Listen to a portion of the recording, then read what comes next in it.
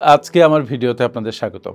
আমি দীর্ঘদিন ধরে আপনার জন্য ভিডিও তৈরি করছি এবং আমার ক্যারিয়ার মোটামুটি লম্বা, প্রায় ৩ দশকের মতো সময় ধরে আমি কাজ করছি। তো এই দীর্ঘ সময়ে আমার কয়েকটি অবজারভেশন আছে যে যারা একটু টাকা বানাতে চান, যারা ধনী হতে চান, তাদের মূলত কিছু অভ্যাসের মধ্যে দিয়ে যেতে হয়। এই অভ্যাসগুলো যেটা আমি আমার ক্ষেত্রে অ্যাপ্লাই করি সেটা আপনাদের সাথে একটু শেয়ার করি, হয়তো it will help you to gather some money এবং ফিনান্সিয়ালি হয়তো আপনি একটা ভালো জায়গায় চলে যাবেন। হয়তো বলছি না, আসলেই যাবেন যদি নিয়মগুলো পরিপালন করতে পারেন সঠিকভাবে। এর জন্য প্রয়োজনে একটা খাতা কলম নিন, অথবা মাথার মধ্যে থাকবে কিনা আই এম ইন ডাউট। আর ভিডিওটা একটু শেষ পর্যন্ত দেখুন, মাত্র কয়েক মিনিটের ভিডিও। প্রথম যে অভ্যাসটি করবেন সেটা হচ্ছে ইনভেস্টমেন্ট অটোমেশন করবেন। আমরা সঞ্চয় অটোমেশনের কথা বলেছি, কিন্তু ইনভেস্টমেন্টকে অটোমেশন করতে বলছি। যেমন ধরেন আপনি এসআইপি করলেন, বা কোনো জায়গাতে আপনি বিও অ্যাকাউন্ট খুললেন কোনো একটা হাউসের সাথে, অথবা ডিপিএস করেছেন। এই যে সঞ্চয়ের বা ইনভেস্টমেন্টের এই যে টাকাটা, বিশেষত বিনিয়োগের, এটা অটোমেশন করবেন। মানে আপনার টেক হোম স্যালারি যখন আপনার অ্যাকাউন্টে টাচ করবে, তখন যেন ওখান থেকে টাকাটা চলে যায় আপনার সেই অ্যাকাউন্টে,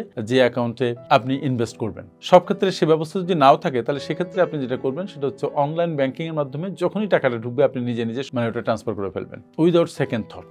২ নাম্বার অভ্যাস, সঞ্চয় করবেন। সঞ্চয় কত টাকা করছেন দ্যাট ডাজন্ট ম্যাটার, কিন্তু আপনি খরচ শুরু করার আগেই সঞ্চয়টা করে ফেলবেন। সেটা অল্প টাকা হোক, ইট ডাজন্ট ম্যাটার। এটা 10% হতে পারে, 15 হতে পারে, 20% হতে পারে, ইভেন 5% হতে পারে। সঞ্চয় যখন শুরু করবেন তখন দেখবেন আপনার লোনটা আর হচ্ছে না।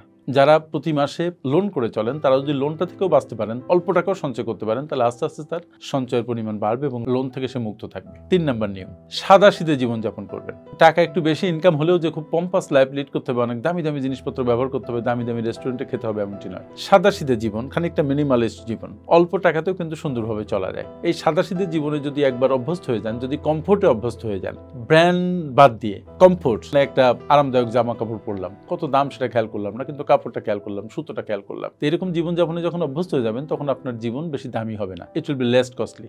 অভাবে থেকেও প্রাচুর্যের মানসিকতা ধারণ করবেন। আপনি হয়তো অভাবে আছেন, চলতে কষ্ট হচ্ছে, কিন্তু মনে তো প্রাচুর্য ধরে রাখা সমস্যা নয়। নিজেকে প্রতি মুহূর্তে আপডেট করুন এবং নিজেকে মনে মনে একটা ভালো স্তরে ভাবতে শুরু করুন। এই মন আপনাকে আকৃষ্ট করবে ভালো দিকের প্রতি, ভালো জিনিসের প্রতি, প্রাচুর্যের প্রতি। আর নিজেকে যত আপডেট করবেন, তত আপনি নিজেকে আকর্ষণীয় করে তুলবেন এবং ভালো জিনিসের প্রতি, অর্থের প্রতি আপনি আকৃষ্ট হবেন। You will attract wealth. ৫ number হচ্ছে দীর্ঘমেয়াদী চিন্তা। যদি কোনো বিনিয়োগ করেন, এটা দীর্ঘমেয়াদের কথা চিন্তা করবেন। নিজেকে আপডেট করা শুরু করলে মনে করবেন যেটা লম্বা সময় ধরে আপনি নিজেকে আপডেট করবেন। এই যে দীর্ঘমেয়াদী চিন্তা, এতে আপনার পারসিস্টেন্স বাড়িয়ে দিবে এবং কম্পাউন্ড ইফেক্ট বলে একটা কথা শুনেছেন, দ্যাট ইজ ভেরি ফ্রুটফুল এবং that can give you more in your life. সুতরাং কম্পাউন্ড ইফেক্টের শক্তিকে কাজে লাগাতে পারবেন যখন আপনি যে কোনো কিছু দীর্ঘমেয়াদী চিন্তা করতে পারবেন। সেটা বিনিয়োগ হোক, সঞ্চয় হোক, শেখা হোক, এক্সারসাইজ হোক, everything that will add value to your life. Number 6, শুরু করুন এখনই। আমরা আজ শুরু করব, কাল শুরু করব, পরশু শুরু করব বলে শুরুই করতে পারি না। আমরা প্রোক্রাস্টিনেশনে ভুগি। এই প্রোক্রাস্টিনেশনের যন্ত্রণা থেকে বেরিয়ে আসুন। যে ডিসিশন নেবেন, ডিসিশনটা নিয়ে এখনই শুরু করুন, কারণ শুরু করার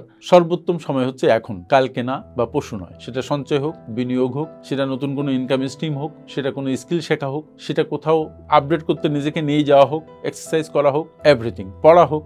নাম্বার 7, বিশ্লেষণ করার ক্ষমতা। আমরা সবাই অটোমেটিক থিঙ্কার। যে কোনো চিন্তা যখন মাথায় আসে সেটা স্বাভাবিকভাবে চিন্তা করি। সেটা না করে যদি আমরা ক্রিটিক্যাল থিঙ্কার হই এবং যদি কোনো কিছু পর্যবেক্ষণ করার সক্ষমতা অর্জন করি, তাহলে দেখব যে কোনো জিনিস আমাদের সামনে আসলে আমরা এটা গভীরভাবে চিন্তা করব, করে সেটার আউটকাম ভালো হবে নাকি খারাপ হবে সেটা চিন্তা করে, যদি ভালো হয় সেটা অ্যাকসেপ্ট করব, আর যদি খারাপ হয় তাহলে সেই কাজ থেকে আমরা দূরে থাকবো। সুতরাং পর্যবেক্ষণ করবেন, সেকেন্ড থট দিবেন, পর্যবেক্ষণ করার ক্ষমতা বাড়াবেন যে কোনো জিনিসে, যে কোনো কাজে, যে কোনো ইভেন্টে জীবনে। নাম্বার 8, টাকা নয়, পারপাসকে অনুসরণ করুন। আমরা টাকা ইনকামের জন্য সবসময় ঘুরি, টাকার পিছনে লেগে থাকি। ইট ইজ ওকে, টাকা আমাদের দরকার, কিন্তু এটাকে একটু ঘুরিয়ে দিন না। টাকার পিছনে না ঘুরে কোনো একটা উদ্দেশ্যের পিছনে ঘুরুন, কোনো একটা কাজের পিছনে ঘুরুন, যে কাজ আপনার আলটিমেটলি টাকা এনে দিবে। কিন্তু আপনি যখন টাকার পিছনে ঘুরবেন তখন এটা এক্সেন্ট্রিক হয়ে যাবে, কিন্তু যখন কোনো উদ্দেশ্যের পিছনে ঘুরবেন, এটা একটা বৃহৎ কল্যাণের দিকে আপনাকে নিয়ে যাবে এবং আপনার মন সেভাবে প্রোগ্রামড হবে to do good, to add value to others life, and ultimately you will get money. সুতরাং এই যে 8টা অভ্যাসের কথা আমি বললাম, এই 8টা অভ্যাস যদি আপনি আপনার জীবনে